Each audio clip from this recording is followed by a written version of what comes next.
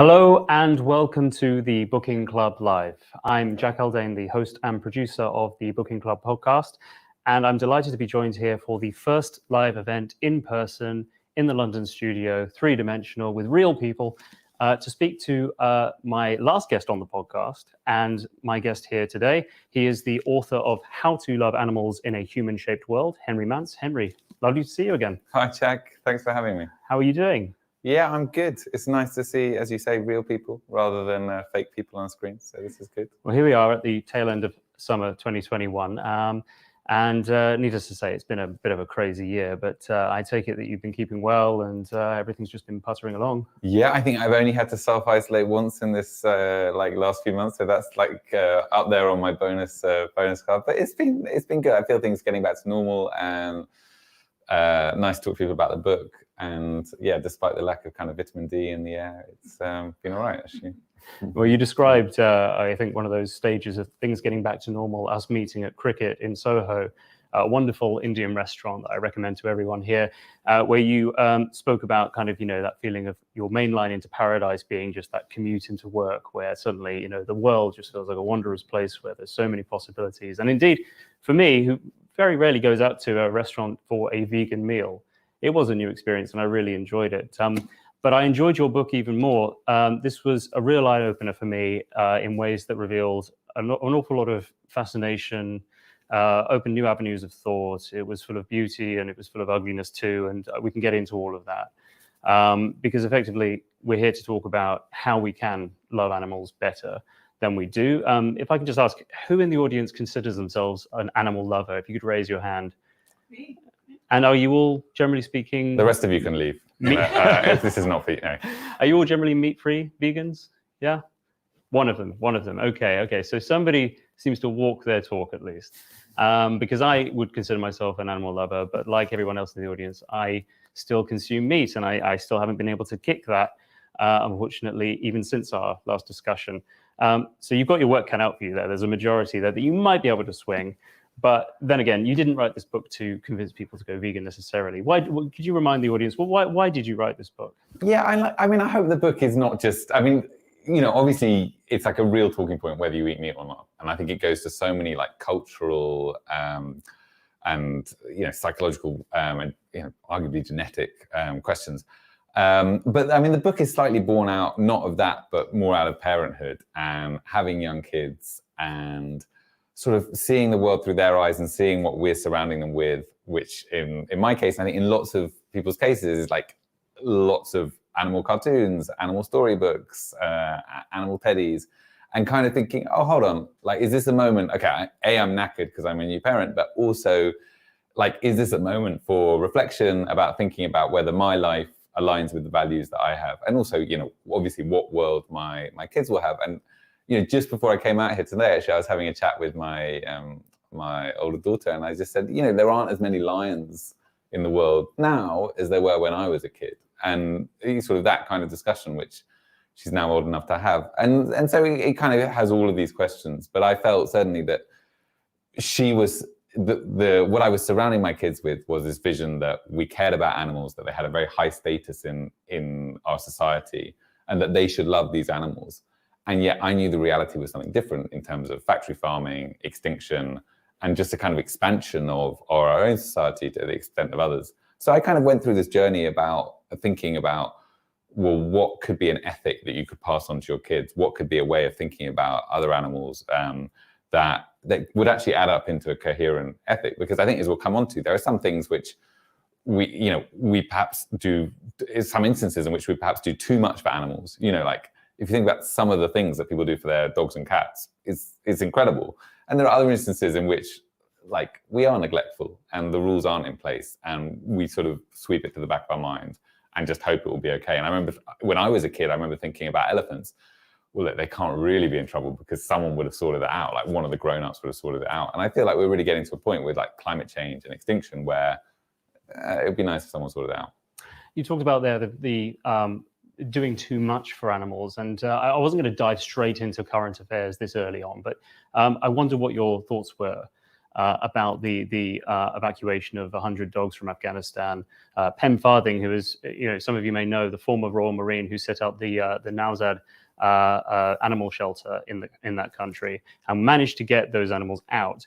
But of course, this had sort of I suppose a varied response from people, some of whom thought that he was doing something fundamentally heroic and consistent with the values that we hold dear in addition to the humanitarian rescue that's going on, but others who thought that this was directly in opposition to the humanitarian devastation that we're seeing at the moment in that country. So I wondered, what was your reaction to it? Do you have any thoughts that kind of I sort of I've been tiptoeing around this issue. Like most issues, I'm really keen to like dive into because it's obvious what my view is after like 2-3 years thinking about this. But I found this one tricky. Now, partly you don't know the people involved, so I don't know who Farthing is. I don't know what he's like, and there is a history of people helping animals and not being great with other people. In places like Africa, where it's often white people going in, they treat the animals very well, but not the local people. So, there is a history there. But from what I've seen,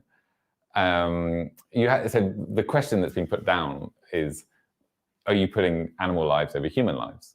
And I think even like pretty strong, animal philosophers like Peter Singer. I mean, Peter Singer is who is not actually a believer in animal rights, but has written perhaps the most influential book on animal interests called Animal Liberation. Animal Liberation. Yeah, and I think you meet so many people in this field who've been influenced by that book.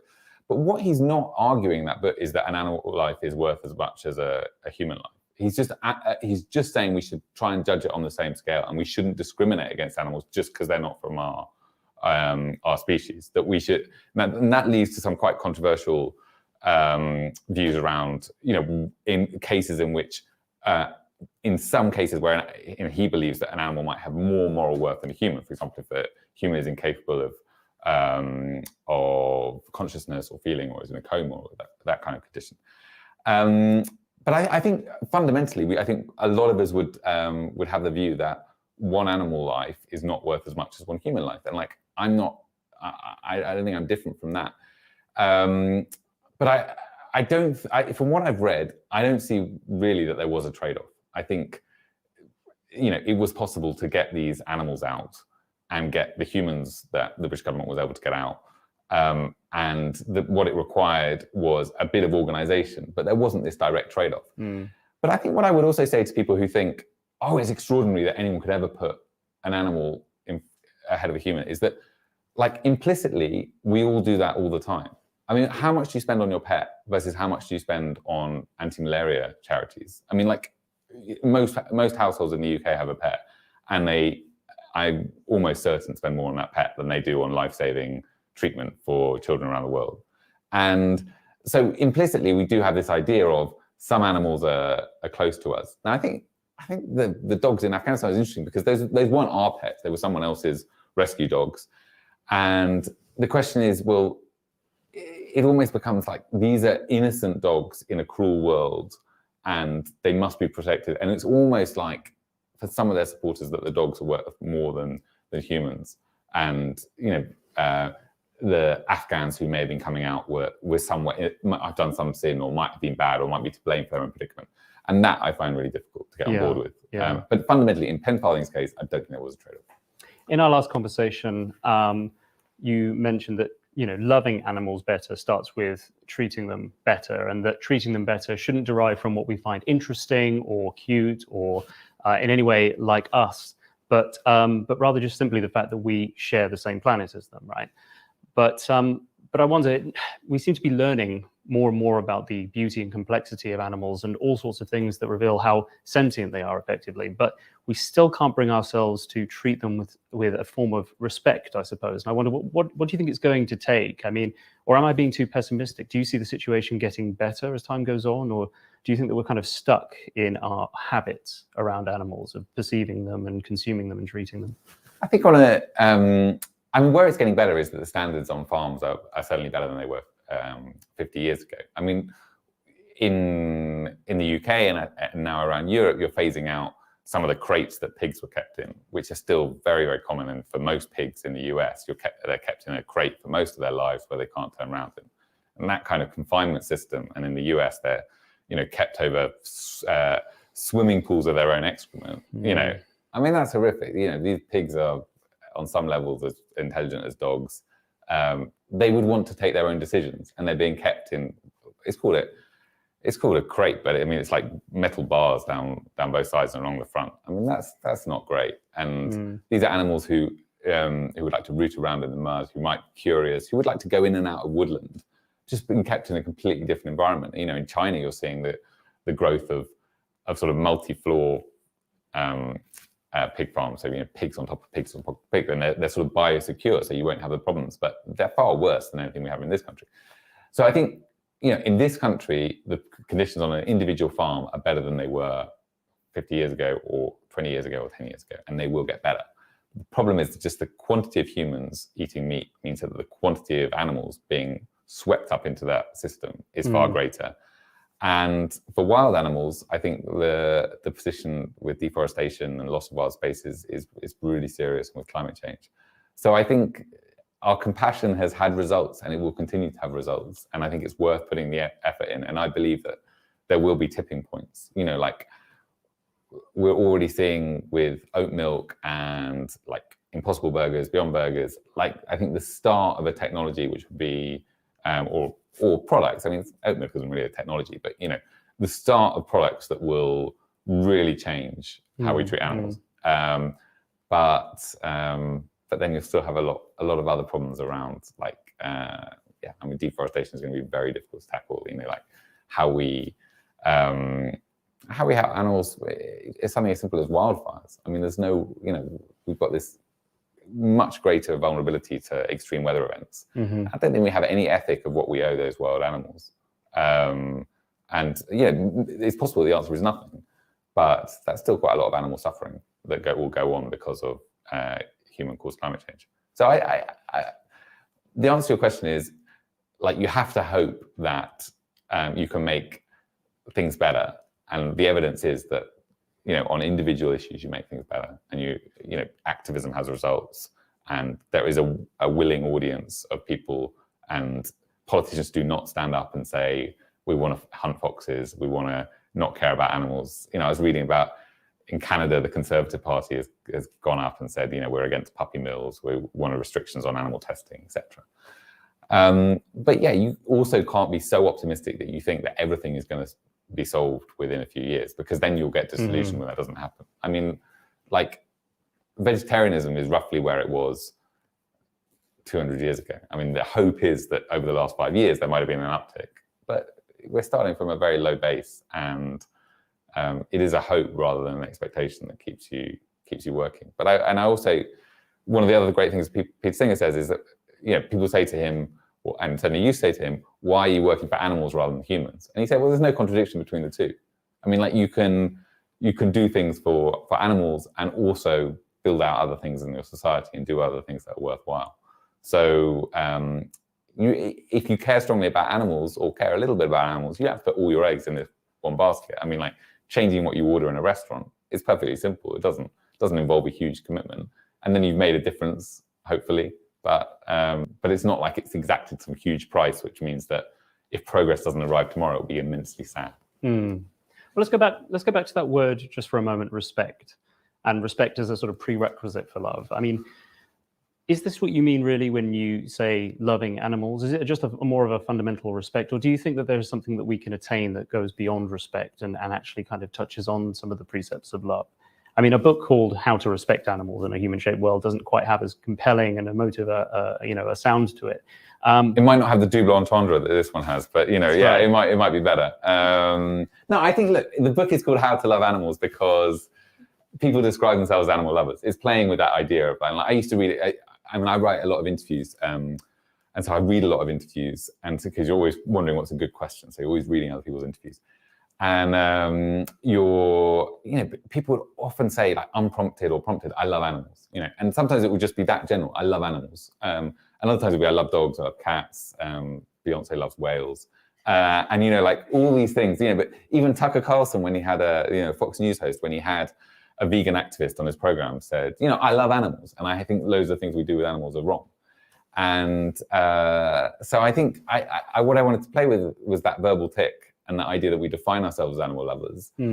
And yeah, it's obviously a very different type of love for the love we have for humans, because I think sometimes it is really just a self-interested relationship of, I love leopards is I find leopards beautiful. It's not that, you know, I've struck up a relationship with that leopard and it's a two-way thing. Which Although is, that can happen, as this week's news showed. Jack, you alerted me to this amazing story in Belgium about Antwerp Zoo. A Belgian woman was banned from a zoo in Antwerp in Belgium for just as you described, striking up a relationship, albeit at a distance, with a gorilla. And it was a chimp, sorry. But the chimp, similarly, was ostracized from its social hierarchy because it was spending too much time looking at a human. So it kind of cuts both ways, really. The woman was ejected from the zoo, and I suppose the chimp is now sort of kind of going cap in hand to his troop and saying, you know, I don't know what was, you know, going through my head. I was besotted, etc. Well, what do you make of this? This kind of, there are moments, aren't there, where real love for animals can kind of shine through. But we're talking here about kind of what it means to love animals in a way which is consistent with what we say about our love for them. So, for example, you're a cat owner, I'm a cat owner. We both, you know, love our pets. What is it that you feel when you are around your pet that distinguishes it or makes it more of an individual than just one of a species? Because that's kind of what you allude to in the book, is that it's about treating them as individuals. Yeah, I think what I really mean is that, and I've got an Iris Murdoch quote in the book, but it's about, you know, starting to understand that there is an individual there with wants and desires and an ability and probably a desire to make their own choices. And so you're not just seeing the leopard and think those are beautiful colors. You're thinking, oh, right, the leopard is observing me in this way, and the leopard might like these things to be going on around it. Now, whether I can provide those things, like the leopard might want to eat my daughter, probably can't make that happen. But like the leopard would like not to be shot, or the leopard would like me not to cut down her forest. Maybe I can make that happen. And likewise with my cat. I mean, I love my cat because there's a, you know, it's like a human relationship in terms of I love my cat more than other cats because this is the cat simply that fate has given me and that I allow to come into my house. And when another cat appears at the window, I realize this will be stressful for my cat and I shoo that cat away. But I also love other cats, and I also enjoy playing with dogs and these kind of things. But I think it stems from an appreciation that that's a sentient being, and that can be true, and you want the best for that. You know, you can't always make life perfect for other creatures. Nearly always you can't. But you can think, well, look, can I step around this ladybird? Can I, stroke this cat? Can I, allow my cat to lie on my laptop while I work, probably for 10 minutes? Like those kind of things, and those small sacrifices. And I think that gives me an enormous amount of pleasure. And so it's slightly self-interested. But I like to think that I'm trying to see the world through my cat's eyes. I think I started to really love animals more when I appreciated for the first time my own mortality, which I can't give a date as to when that happened. But when I really started to understand the fact that I will one day be gone, I became much more empathetic of all living things, and have since been stepping around ladybirds, etc., and genuinely sort of trying not to take away life. And treating it with more reverence. But I knew we were going to end up talking about cats. I know I brought it up. I mean, I was actually going to call this event Henry Mance Talks to a Crazy Cat Person. And the fact that this is being live streamed on YouTube, it probably is the perfect platform for an event like that. Let's talk about something a little less cute. In order to write the book, you shadowed workers at an abattoir. I think it was on Forge Farm, right? That was the That's location. Right, yeah. And I recently read somewhere about not just the huge labor shortage at abattoirs across the country and throughout Europe, but also the toll that it takes on the people who actually work there. I mean, the labor shortage is one thing, but there have been people who work at abattoirs that are submitted to psychiatric wards. I think one worker was written about as being submitted to a psychiatric ward for having repeated nightmares, vivid nightmares of the chickens wanting to kill him. And sort of rounding on him, I mean, I think it's often understated what a psychological toll that sort of work can take, and that actually there is something in us that doesn't want to kill, even if we are habituated to it through work. But it's so easy to get a job at an abattoir, isn't it? I mean, you practically got one on arrival, didn't you? They didn't even ask your second name. That's right. Yeah, I decided it was important for the book to start at the bottom. George Orwell has a line in Down and Out in Paris and London, Paris, London, where he becomes penniless on the street, and he said, all your life you feared going to the dogs, and here you are. And it's kind of, and I felt like, in his moment, it's kind of like this reassuring thing that he can't go any lower. But I felt it was important to go to almost the lowest part of our relationship with animals, so that I could then build back from there. And so, I worked in an abattoir, and I called up and I sort of concocted a cover story and like why I'd want to work there, and could I get someone to give me a reference and all this stuff, and I set up people, and like I didn't need any of that. It was just like, you want to work here? Fine, come down, and I sort of showed out one day, and at the time of my choosing, I knocked on the door, and the guy goes,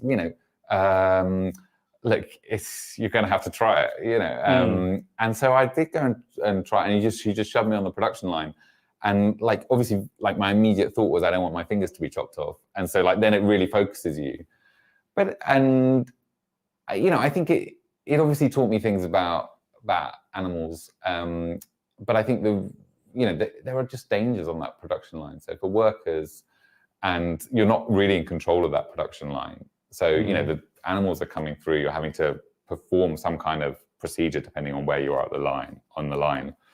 And actually, I just learned that car factories were initially based on meat production units. Like this was the original assembly line, really? And sort of to make cars into an industrial mass-produced item, they looked at how you disassemble a cow and a sheep and said, right, we just do that in reverse.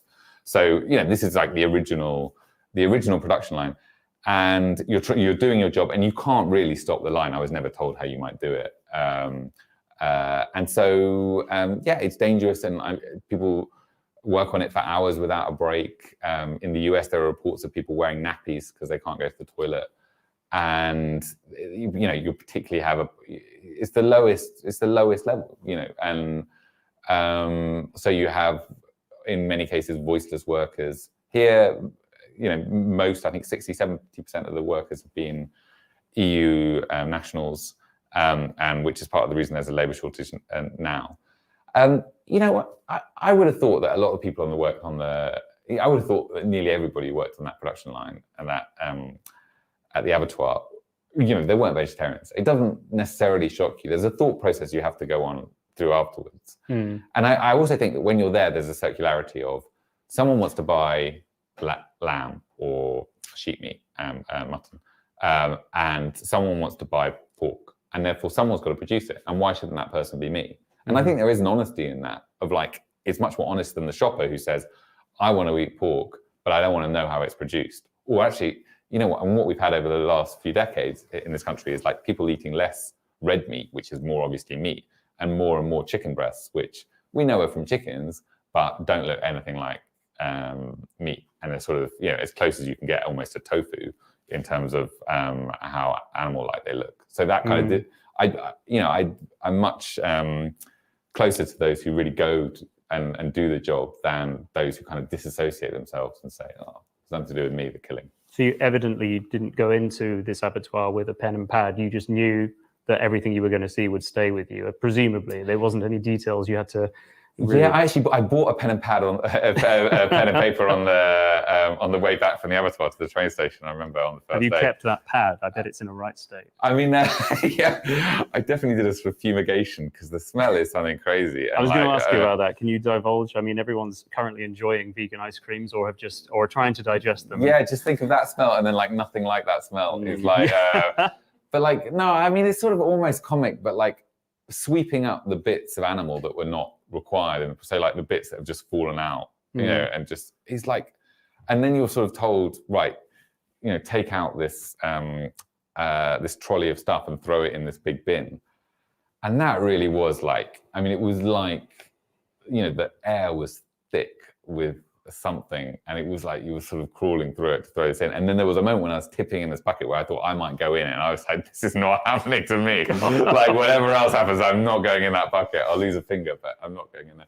But it might have been the perfect sort of combination of that experience. Look, there is sometimes there's only so far you can go to journalism.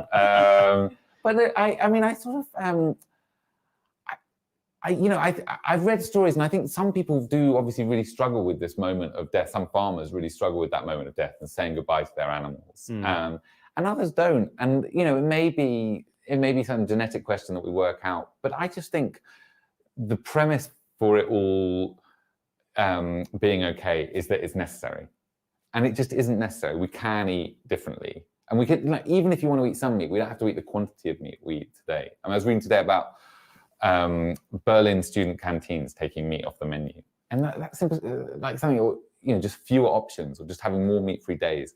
It's all going to reduce the amount of animals we require. And I just think there's so many ways of painlessly reducing the amount of animals we eat. Let's talk about then. Let's talk about the issue of dietary changes, because and this is actually a question I'm going to pose, but half of it I'm going to sort of conceal, because if anyone can guess the right answer to this, then you will get a free copy signed by Henry Mance of How to Love Animals in a Human-Shaped World.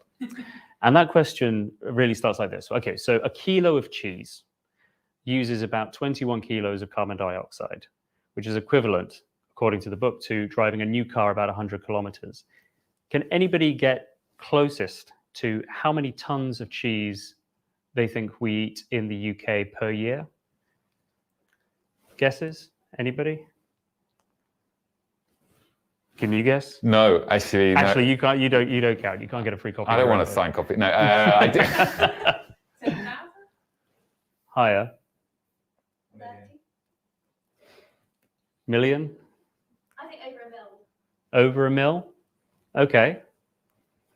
Somebody's got to get just slightly closer. You're very close, but it's lower. It's lower than a million. Okay, it's lower than a million.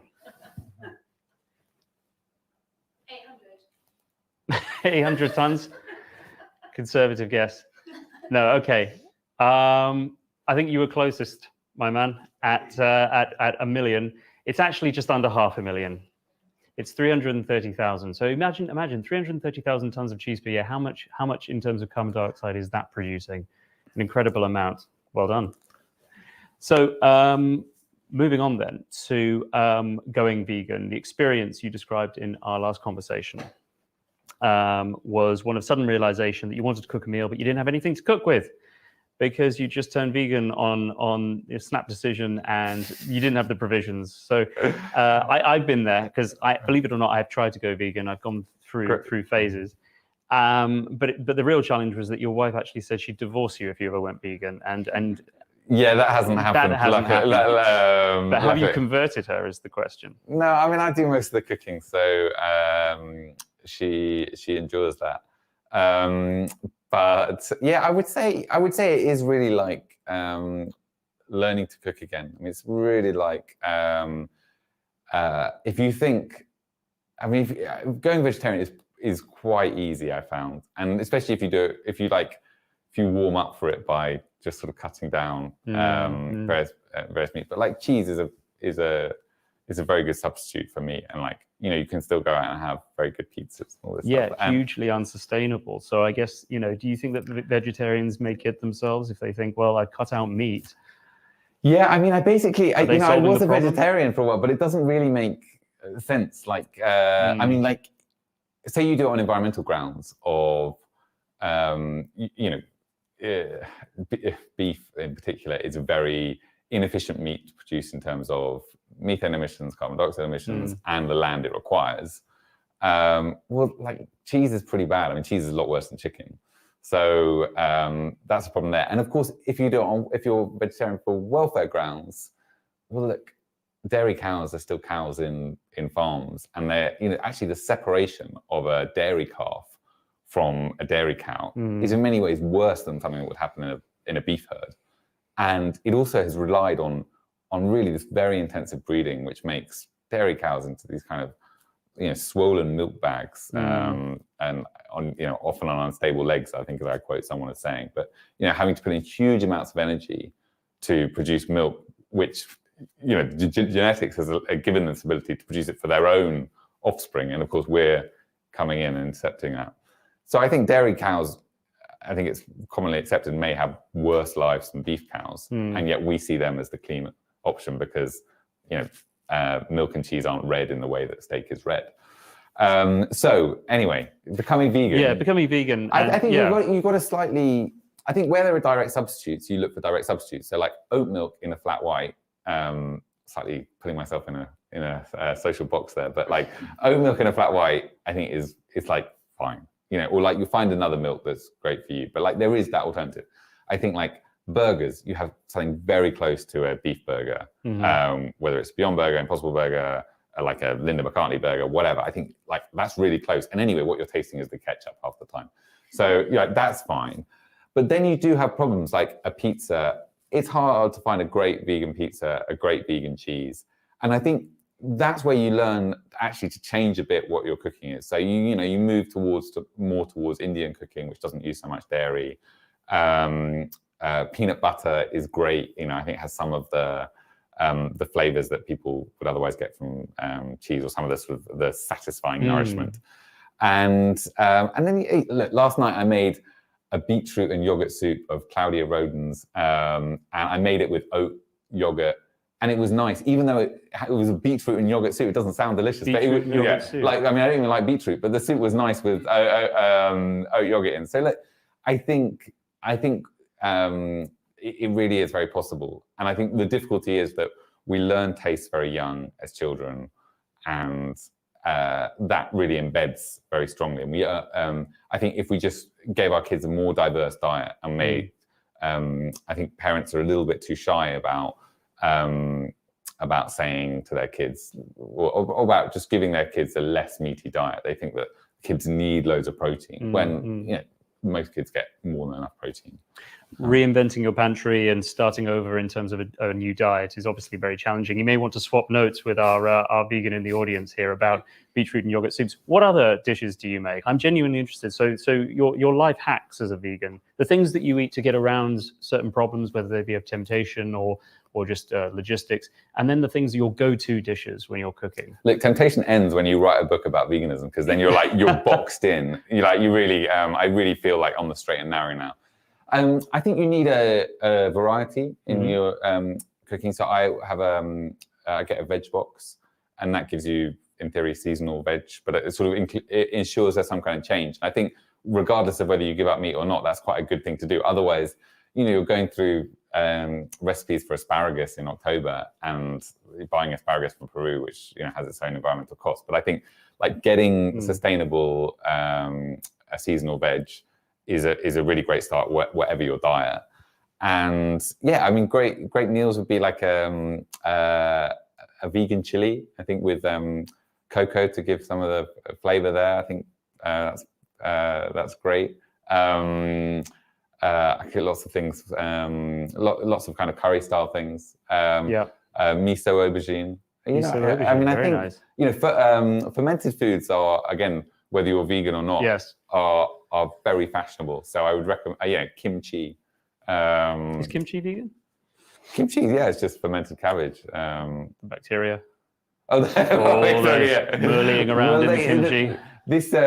I'm okay with eating mussels because I feel that mussels don't have an ability to feel pain. Now it comes out. The truth. But then I had mussels recently and they weren't delicious. So it's not like I'm craving mussels. But when I end up in a seafood restaurant with no other options, that's what I'm going for.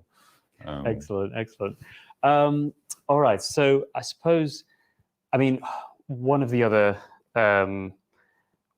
aspects of the book then is talking about how hunting. This was a question I had about how hunting you feel actually that can be justified under certain circumstances, which is an odd place for the book to land given where it seems to be going at the time you're reading it. But There are sustainable and actually beneficial ways to hunt animals, but it would be really, I think, useful to unpack that from your perspective and what you've learned about it and where it goes wrong versus where actually it can be ecologically and even humanely done. Okay. Well, yeah. Let me ask you. I mean, how many deer a year do you think are killed in Scotland by humans? If I get the answer right, do I get the free? Yeah. No, you take it off that nice gentleman over there. We'll wrestle for it. How many? Oh Christ!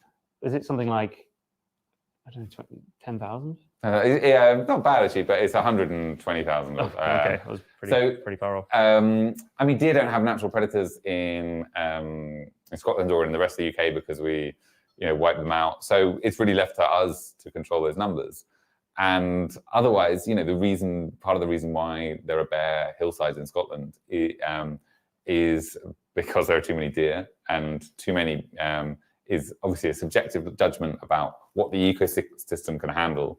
And I think what ecologists would say is that the deer crowd out everything below them in the food chain. So they nibble on bits of the forest which could otherwise be used for spiders, which might help birds, etc.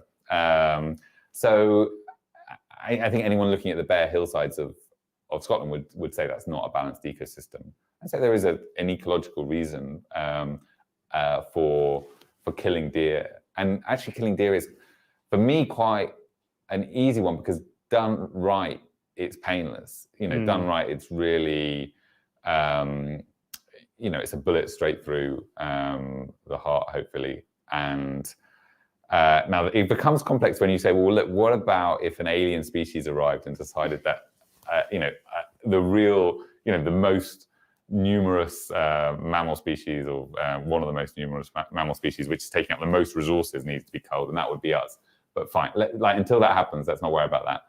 But I think what people who are opposed to trophy hunting, which is a sort of the killing lions and tigers and elephants around the world, tigers not so much, lions, elephants, giraffes, what they don't get is that if that money doesn't go into local communities in places like Namibia, then they don't have a reason for keeping that wildlife around. So you either sustain the wildlife population through hunting, killing a small amount of animals, but bringing in a lot of money. And you talk about hundreds of, tens of thousands or hundreds of thousands of dollars that people are prepared to pay to kill an elephant. That's a lot of money to a community in Africa, and that teaches them we don't need to convert this into a ranching land, or we don't. That gives an economic incentive for them not to convert the land into farmland of some sort. And we tend to get very outraged by animals killed by white hunters who may be on the right of the political spectrum or whatever. But if the animals aren't killed that way, then they may well be killed by local communities who want to protect themselves and protect their livestock, quite understandably.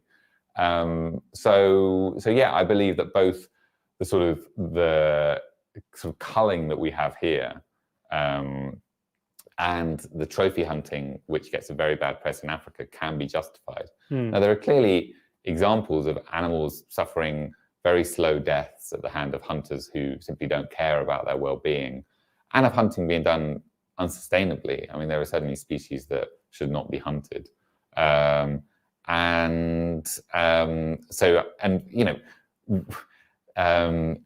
certain time of the year, I think in July, August, about half of the bird biomass in the UK are released pheasants and partridges that people release to shoot. And obviously it's very complex, their relationship with the ecosystem, but basically you don't need to breed pheasants and partridges in cages for the good of the ecosystem. We do that for entertainment so that rich people can go out and shoot. And I don't think that's a defensible form of hunting. But yeah, I think people need to get over this idea that that we can avert all death in the animal kingdom, which we clearly can't. I'm going to open up to questions in the audience. Are there any that come to mind? Any at all? Okay, because I wanted to ask you in that case, Henry, then, so long as sustainability through veganism in particular, but through other forms of sort of cutting down and lowering our footprints, etc., and the cruelty that we inflict on other species is a lifestyle choice. How hopeful are you that it can ever really sort of take up take off at scale, at the scale needed, because, you know, we stick to speed limits on the motorway because we're made to, because it carries a penalty if we don't. Something like that feels necessary, although it feels also wrong to impose on us in order for this to work. But right now, your Beyond Meat burger, your Impossible burger, is just another option on a menu of otherwise meat dishes. And it feels like the choice mechanism that's involved in that is counterproductive when it comes to actually changing, you know, the face of the earth and the you know. Yeah, it's better than there being no choice. Which, I mean, like at McDonald's, I think McDonald's don't have a plant burger at the moment because they had one and it was horrible, and they took it off. And McDonald's, actually, the CEO described their menu as very Darwinian, which I mean, I think probably has some truth that, you know, you have something that doesn't work, you take it off the menu. So anyway, so definitely better to be like a Burger King in the US, which has an Impossible Burger, than McDonald's, which has nothing. In the UK, the Committee on Climate Change says that to meet our climate change targets, we should reduce the amount of meat we consume by 30% by 2030. Now, like that, so that's the sort of baseline, and that's taken up by the Dimbleby National Food Strategy, which was published a few months ago. That's like incredible, like 30%. So like one way of visualizing it, which wouldn't be the way it would happen, was that like at the moment you have maybe 3% of the population who are vegetarian. So what if you went to, you know, over 30% of the population being vegetarian? I mean, that would just be an extraordinary growth, like within a decade. And so, like, if that's the baseline case, that would be extraordinary. That would be like more than most, you know, vegan advocates could ever hope for. So the problem is, I don't see any strategy for getting us there. Like, even the National Food Strategy just says, well, that's what we should aim for, and like maybe we should invest in alternative proteins. But which people are doing. But you do need some nudges along the way. And I think the real missed opportunity is in schools, which at the moment have to provide a certain number of meat and fish meals for, I guess, understandable nutritional reasons.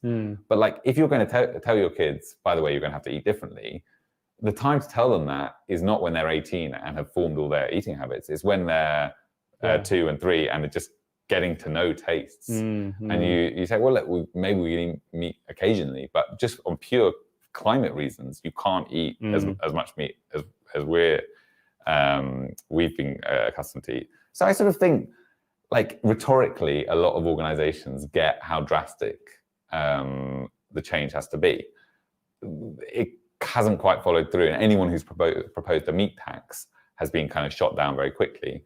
So I think a meat tax is probably not the way to go, because it makes people feel like persecuted. But I think shaping of choice, and we know that our food choices are not really free choices anyway. I mean, like, you buy ultra processed food, and you don't necessarily want to do that. I mean, people are happy with introducing taxes that sort of change the sugar content of our drinks or lead manufacturers to reformulate. So I'm really hopeful that if you lean a bit on schools and other organizations, hospitals, you know, hospitals are meant to be looking out for our health. You know, red meat is it seems to be on balance. You know, eating the amount of red meat we eat is bad for us.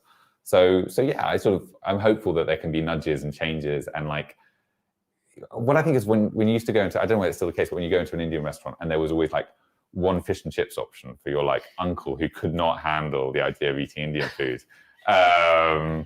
If you're listening, great. But I sort of hope we get to somewhere close to that with meat, whereby, look, here are 4 plant dishes, and like, if you really can't handle that, here's a fish one or here's a meat one. And I think in many more contexts that could be the norm. That's what hopefully we could strive for, and then people would choose. And like, when people come around for dinner, I think of their own free will say the food is okay, you know, and like, it's not that you're going to live a miserable life. It's just the default option. You're used to going out and thinking, oh, a meal is about this. But if you go to a restaurant and say, no, we can do a great meal which doesn't have plant-based stuff in it, which doesn't have meat in, then I think you'll be impressed.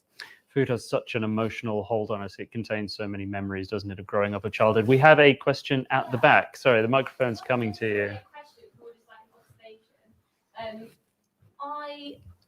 I just feel like, the supermarkets have a lot to answer for, because if I decide to like eat less meat, but I still see the supermarket shelves like stacked with meat, and I just think that if I don't know, if maybe they had like a meat-free Thursday, if Sainsbury's suddenly did that, I just think that would be huge. But I just feel like if I stop eating meat, will Sainsbury's stop stocking less? I don't know, like stocking less of it. But I just don't know. Yeah, that's a really great. So then you get to this. I know people are really. I think there's so many people with good intentions who would love like their pound to go further, and they'd love to change. And like, if I'm reading you right, I think change is slightly lumpy. So yeah, you think, I won't buy meat today, but then you see it all reduced, and then someone else sweeps it up and says, right, I'm going to eat meat for 3 meals a day for the next 6 months.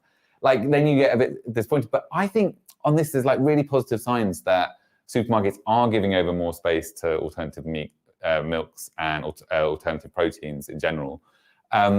And one of the reasons they do that is because they're having to report their climate change emissions, and they are responsible under Scope 3 for the emissions of their suppliers, and so what products they sell in their stores. And so they are looking for opportunities to move away from beef. So I think it may be a bit lumpy, like it would happen with McDonald's, that they put a plant burger on the menu and then took it off, and then you think, well, what's the point? We're not making any progress. But I think generally supermarkets are giving over whole fridges to meat-free stuff. And yeah, I go to restaurants, and admittedly this is London and the type of restaurants I go to, but there are often like 3 vegan options. And I think if you order one of them, you're sending a signal to that restaurant that, yeah, keep this on, which I think is so different to where it was 5 years ago, which was like, yeah, we can do that, we'll just take out the cheese. And it was like, no, that's not a meal then, is it? Anyway. So on that then, you go to vegan restaurants around London. Perhaps you can tell us after this next question. Do we have another question? Yeah. Which restaurants besides Cricket in Soho you'd recommend? But please, go ahead. I can also attest, I became a vegetarian in 2001, back when your choices were rubber or dust. So it's a very different time. But sort of slightly more cynical, perhaps. Is there something to be said for, I understand, the book is how to love animals, not necessarily how to, reduce carbon emissions. But is there something to be said for there are bigger wins to be gotten by reducing carbon emissions, water use, cruelty inside the meat making system that we have, rather than trying to get 30% of the population to go vegetarian in the next sort of 10 years. I'm sure this has been brought up before, but is it like, do we work with the devil or do we fight the devil? Like, what is the best course of action here? Excellent question.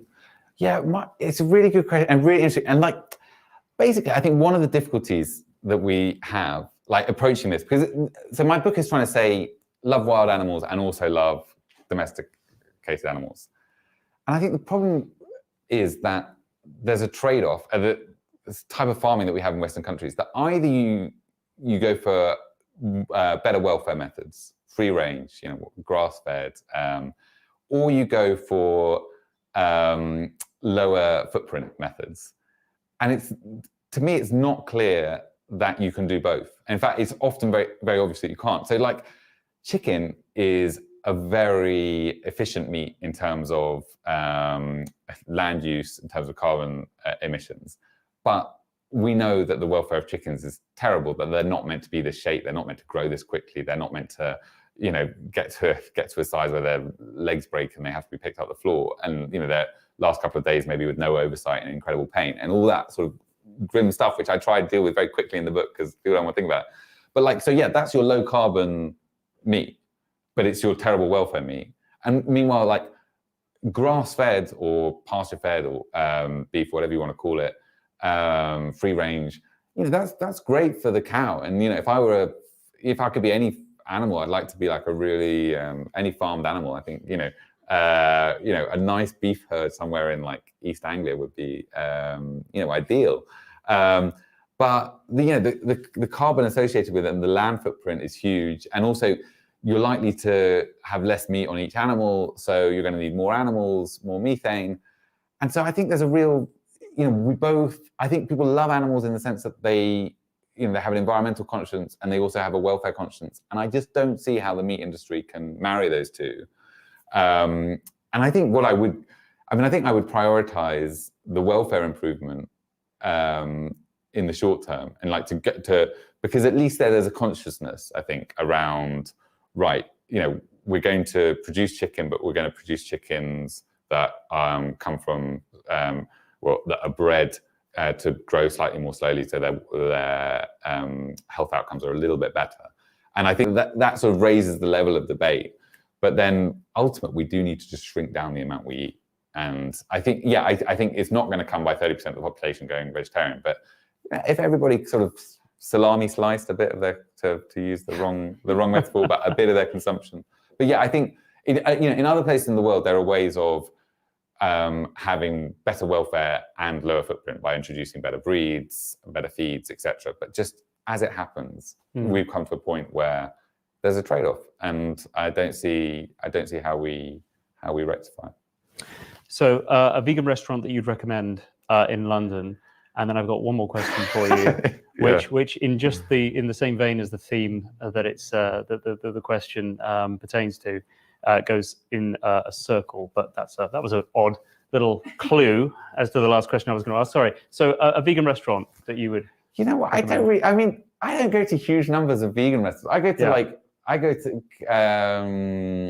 to just restaurants and expect them to have a vegan option, and they generally do. And like, there's a great falafel place on one of those streets, like in Soho, Jerusalem falafel or something, a falafel store, which I think is great, and £5, and you know, brilliant. On one of those streets in Soho, Berwick Street or something. But you know what? I don't go to that many vegan restaurants. I go to restaurants, and they're like, loads of them are really good about ensuring there are other options. Excellent. Okay. So yeah. So there's no one in particular that you would say, guys, you've got to go. In my book, I talk about Alexis Gauthier and his restaurant. He's got a new one, which is 123 Vegan, and I sort of think if you're really rich, that would be a good place to go. And he's like very inventive with flavors and very ambitious that it should taste better. But I think that is like a once a year treat rather than a go regularly thing. There's a place around the corner from me called Flower Burger, which is vegan burgers, but they're all mad colors. It's like some sort of Andy Warhol picture, and in the frame they've got like a purple burger, a green burger, and it's where vegan food, I think, tries to overcompensate with certain things, and it starts looking inedible because it's meant to look so kind of like, you know, it's meant to have that wow factor, that I get slightly skeptical. But my last question, yes, is really going to the beginning of the book. You talk about reincarnation and how if many of us came back as an animal in the next life, so likelihood is we'd come back as a factory farm animal, unfortunately. You mentioned the sort of animal that you would like to be. But of all you know about the way that animals are treated in various settings around the world, what do you think would be the utter worst thing to come back as? The animal that you wouldn't wish your worst enemy to come back as?